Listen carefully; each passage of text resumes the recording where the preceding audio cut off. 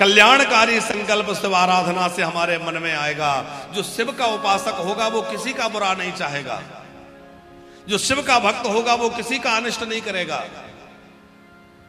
क्योंकि जो भगवान शंकर भूत प्रेतों से, सर्प बिच्छुओं से, राक्षसों से सबसे प्रेम करते हैं, उन भगवान शंकर का भक्त किसी से द्वेष करेगा, किसी से झगड़ा करेगा, घृणा करेगा? नहीं करेगा। धीरे धीरे उसका मन निर्विकार होने लगेगा।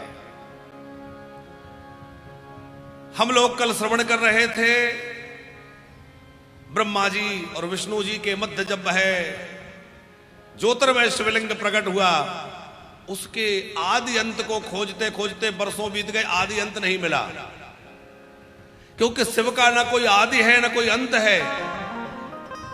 शिव अनादि है, शिव अनंत है। हम आप तो क्या, नारायण भी जिनके अंत को नहीं खोज सकते, ब्रह्मा भी जिनके अंत का कोई और छोर नहीं पा सकते, वह अनादि देव भगवान शंकर हैं। भगवान शंकर सनातन है, तो हम उनका आश्रय लें। उनको जाना कैसे जाए? देखो, जिसको जाना ही नहीं जा सकता हो उसको फिर जानने का प्रयास करना भी बेवकूफी है।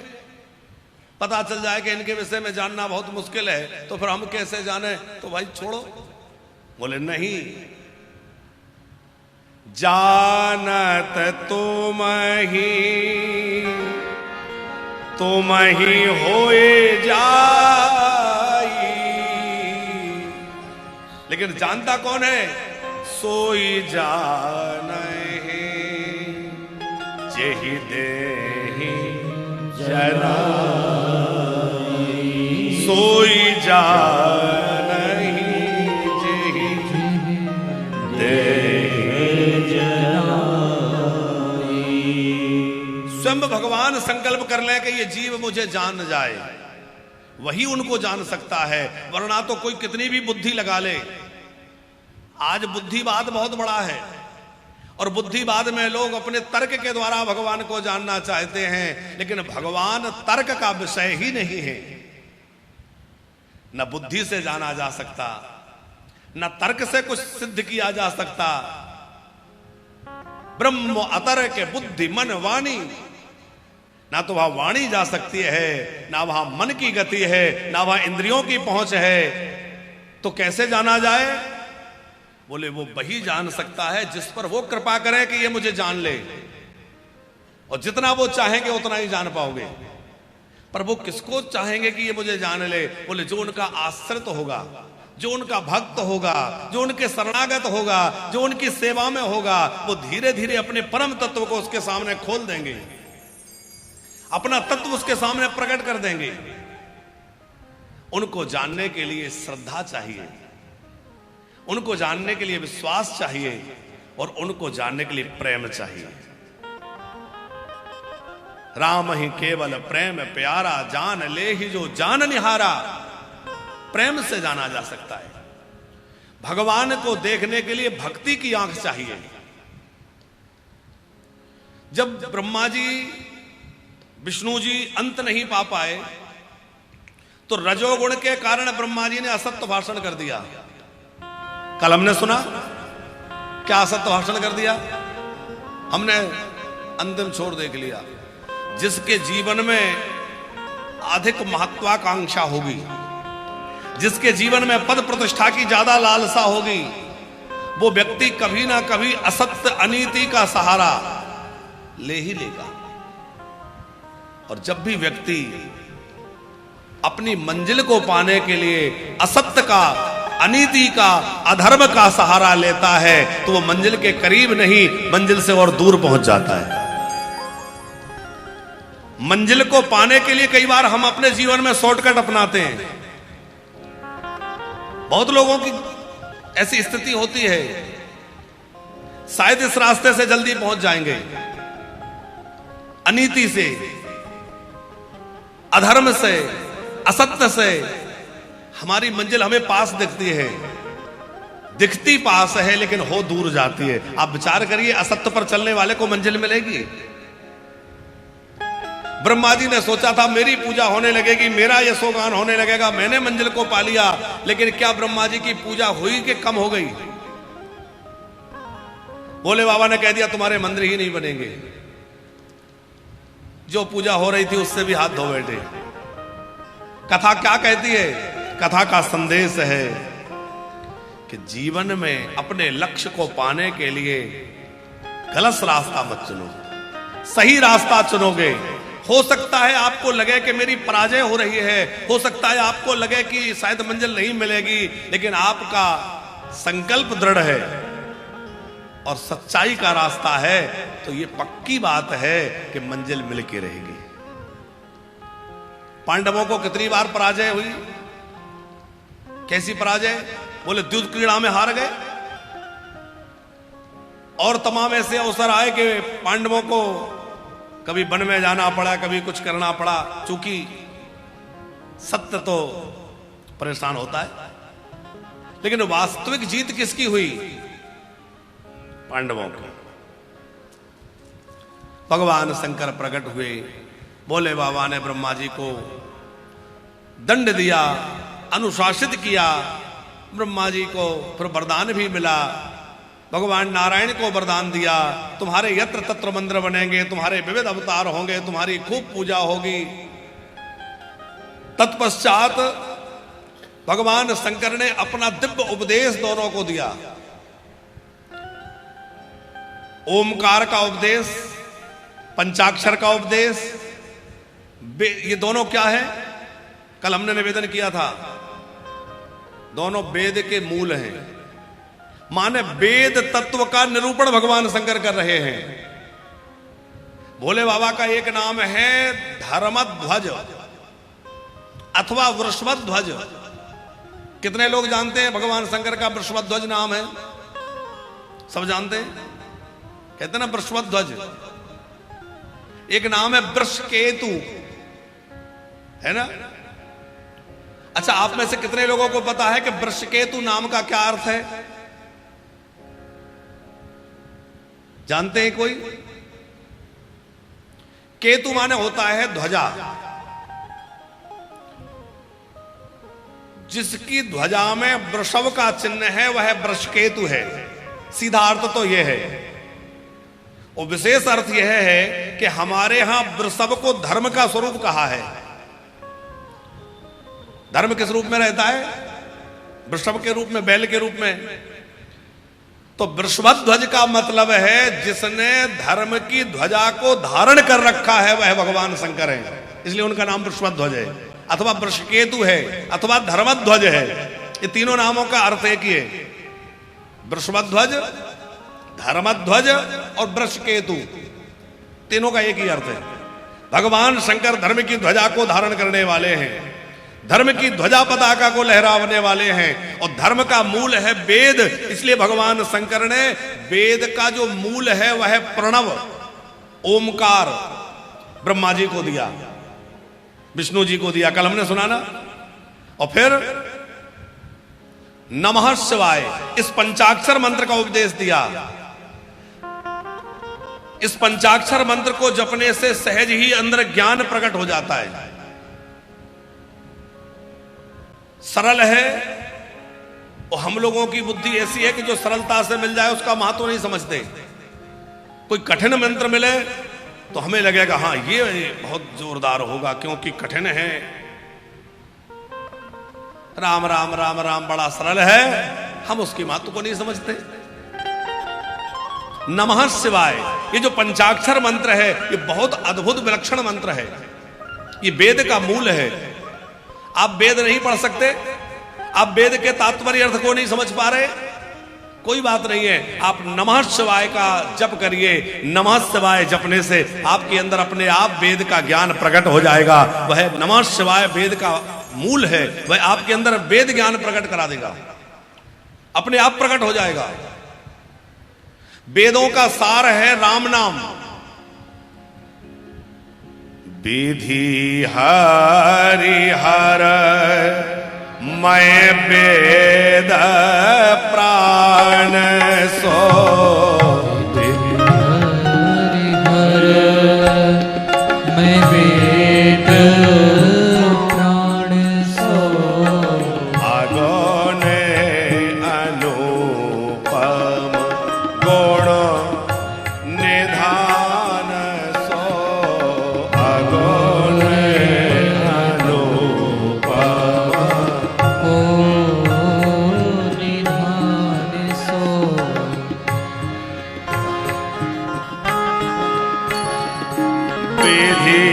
हरि हर माया वेद प्राण सो विधि हरि हर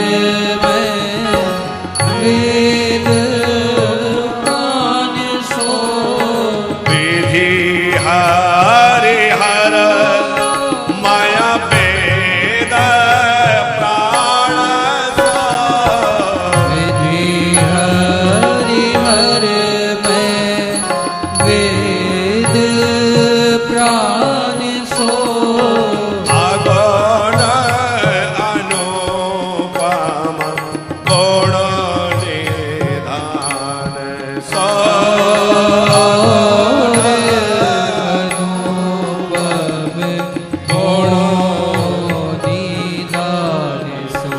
कैसा है राम नाम?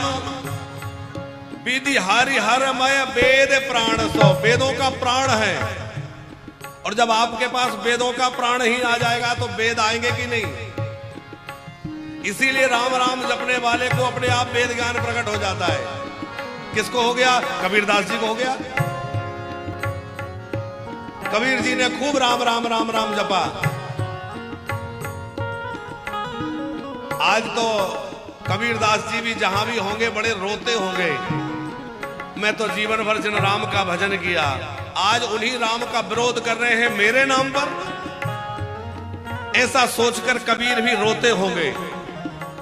जिन राम नाम का आश्रय जीवन भर मैंने लिया और राम भक्ति का मैंने जीवन भर प्रचार किया, जो मेरे इष्ट राम है, उन्हीं राम का विरोध मेरे नाम पर हो रहा है और मुझे कबीर को परमेश्वर बना दिया। कबीर की आत्मा भी रोती होगी। हमारी बहुत श्रद्धा कबीर जी में है, लेकिन वर्तमान में कुछ ऐसे भी लोग हो गए हैं, ऐसे भी पंथ बन गए हैं जो कबीर को भगवान बना के भगवान का विरोध करने लगे, सगुण साकार का विरोध करने लगे, रामकृष्ण की भक्ति उपासना का विरोध होने लगा। ये बड़ा ही निंदनीय और सोचनीय विषय है। हम आपसे निवेदन कर रहे थे कि राम राम जपने से कबीर के अंदर वेद ज्ञान प्रकट हुआ कि नहीं? राम राम जप करके रैदास के अंदर वेद ज्ञान प्रकट हो गया कि नहीं? मलूकदास जी, तुकाराम जी, नरसिंह मेहता जी, कितने लोग हैं जिन्होंने भगवान नाम को जपा और नाम जपने से उनके अंदर वेद ज्ञान प्रकट हो गया। हुआ कि नहीं? क्यों? बोले भगवान का नाम सब वेदों का प्राण है। प्रणव, भगवान प्रणव जो है वो वेदों का प्राण है। और उसी प्रकार नमः शिवाय, ये नमः शिवाय जो पंचाक्षर मंत्र है ये भी वेदों का प्राण है। महामंत्र जगी जपत महेशु, महामंत्र जगी जपत महेशु, महामंत्र जही जपत महेशु, महामंत्र जगी जपत महेशु, काशी मुक्ति हेतु उपदेशो, काशी मुक्ति हेतु उपदेशो, महामंत्र जय जपत महेशो, महामंत्र जहि जपत महेशु, काशी मुक्ति हेतु उपदेशो, काशी मुक्ति हेतु उपदेशो। अच्छा, भोले बाबा को सबसे अधिक प्रिय क्या है? कोई कहता है उनको भांग बहुत प्रिय है, कोई कहता है भस्म बहुत प्रिय है, कोई कहता है बिल्वपत्र बहुत प्रिय है, कोई कहता है भगवान शंकर को रुद्राक्ष बहुत प्रिय है। ये सब चीजें शिव प्रिय हैं, पर शंकर जी को सबसे ज्यादा प्रिय क्या है? हाँ, राम नाम। भोले बाबा को सबसे ज्यादा राम नाम प्रिय है। और एक बात और आपको निवेदन कर दें, जो लोग कहते हैं ना भोले बाबा भांग खाते हैं कि गांजा पीते हैं, ये बिल्कुल झूठी बात है। कहीं पुराण में नहीं लिखा कि भोले बाबा गांजा पीते हो कि भांग पीते हो। अरे भोले बाबा नशेड़ी है, गजेड़ी है? भोले बाबा नशा तो करते हैं, पर कौन सा नशा करते हैं? वो राम नाम का नशा करते हैं, केवल राम नाम की मस्ती में डूबे रहते हैं। वो ये बेकार के नशे नहीं करते।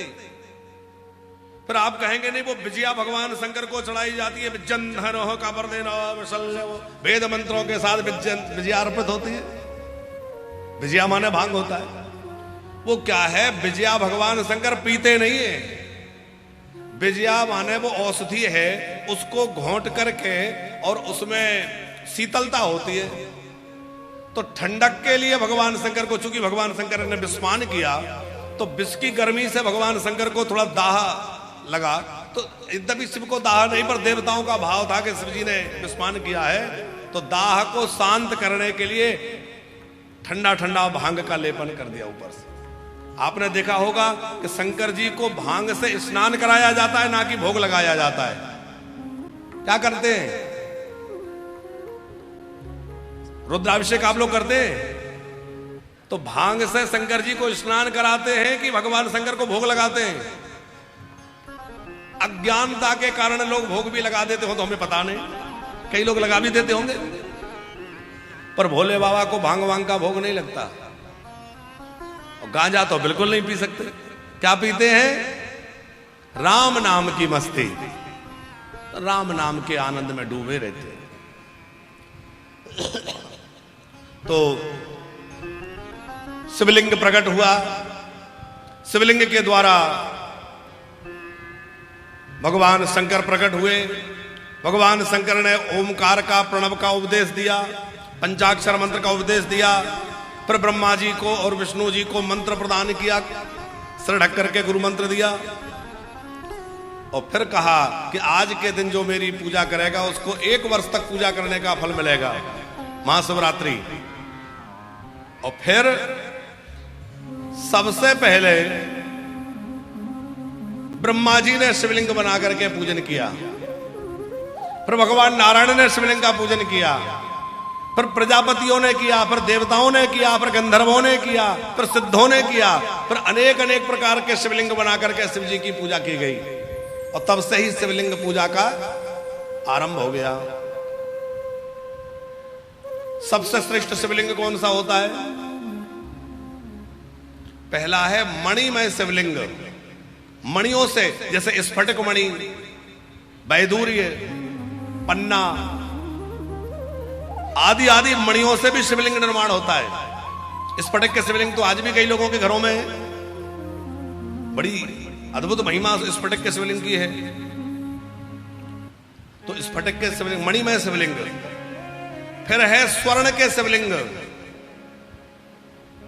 आपका सामर्थ्य हो और कृपा हो भोले बाबा की, तो बढ़िया स्वर्ण का शिवलिंग बनवाइए और स्वर्ण शिवलिंग का पूजन करिए। अथवा रजत माने चांदी का शिवलिंग। भैया यहां से थोड़ा सा कैमरा हटा लेंगे, पिताजी को देखने में दिक्कत होती होगी। हाँ बस थोड़ा सा, बस। स्वर्ण का शिवलिंग, चांदी का शिवलिंग अथवा पारद का शिवलिंग। एक विशेष बात यहां ध्यान रखने की यह है कि सुनलाल जी, कि शिवलिंग जिस धातु का हो उसी धातु की जिलहरी होनी चाहिए, जो जलधारी होती है, जिलहरी। यदि मणि का शिवलिंग है तो प्रयास करें कि मणि में जो जिलहरी होना चाहिए। स्वर्ण शिवलिंग है तो स्वर्ण की